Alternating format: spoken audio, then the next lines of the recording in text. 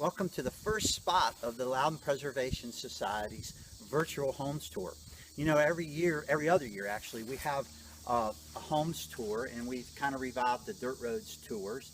It was 2 years ago when we did our last one, so this year was supposed to be our homes tour. Well, you know the rest of the story. We're so happy to be here this afternoon. It's at Brook Farm, a little south of Lincoln, and what we're going to see today is an original barn that is a pre-Civil War barn. A lot of folks might ask, well, why is that so special? And here's the answer. So the North called these Loudoun County the breadbasket of the South, and in the later part of 1864, General Sheridan decided that he was going to show that Loudoun that there was a God in Israel, and he was going to send a burning raid to the county, and they were going to burn all the barns, mills, run off the livestock, and burn any standing or saved food stores like corn and wheat. And they did just that in November 30th and the first and second part of December in 1864. The story goes that they burned about 135 barns and mills, and a few houses got a little close to the flames, and I think some of those were damaged as well. They also ran off all the livestock, or took the livestock, and they burnt standing cornfields and hay supplies, pretty much ruining any agricultural purposes and food sources for the Southern Army. So while this is a Taylor barn, this should not be confused with the Carrie Taylor letter that was written to her sister Hannah during the burning raids, describing in detail the barn burning activities that were going on. But this is a Taylor property, and this barn did survive the war. Much of the story is just the same. When the Union forces came up the driveway to burn the barn down, Mrs. Taylor came out and just pleaded with the Army to save the barn. And the family story goes that prior to the Union forces arriving, that they took everything out of the barn and put it into the fields and said, go burn it over there, just please don't burn our barn. And apparently they were sympathetic to her, and they let the barn go. The interesting thing that you got to keep in mind is these folks in this particular area, and really that suffered the greatest, were Quakers. They did not fight during the Civil War, so they had their manpower and their families here to run the farms during the war. That's why they were so proficient and had lots of food supplies.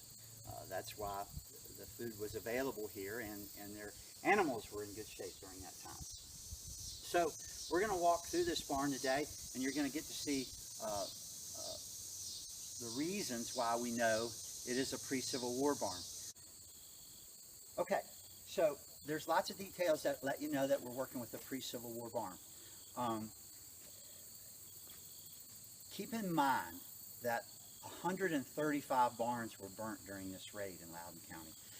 The county wasn't that populated at the time, so most of the barns had been burnt.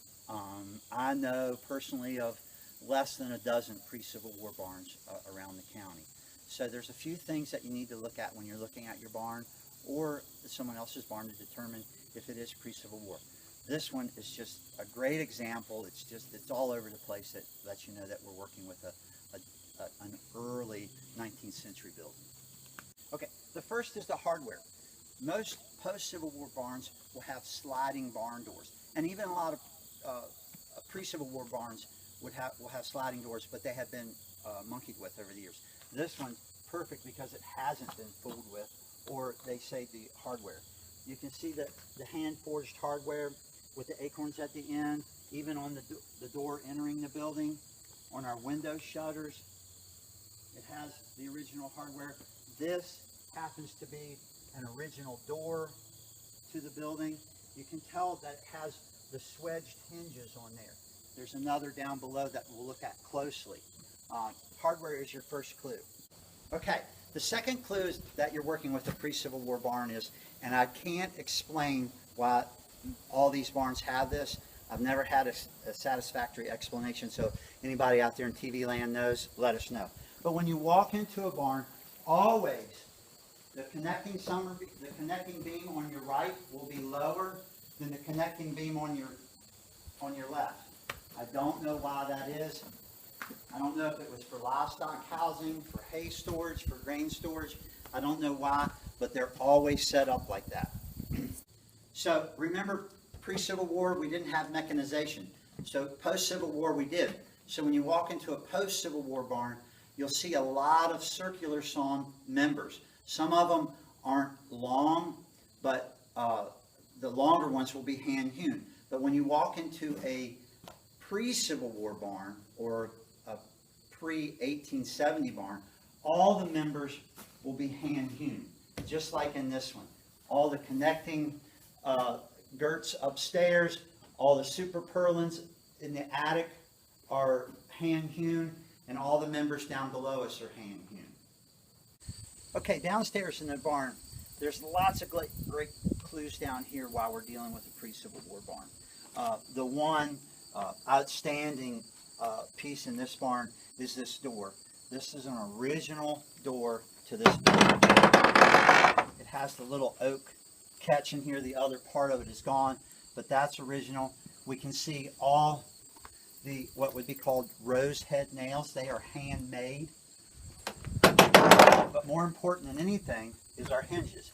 We're back to the original hardware like I talked about, but they are swedged onto this door.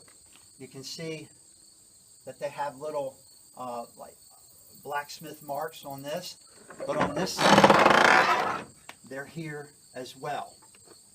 There, there, there, there.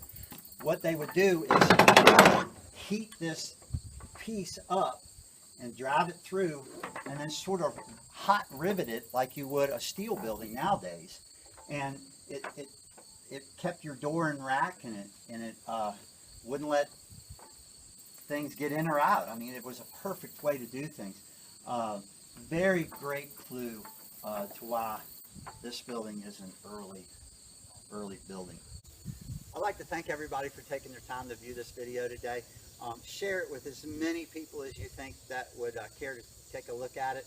Also want to thank the Taylors for graciously letting us on the property today and look around their barn.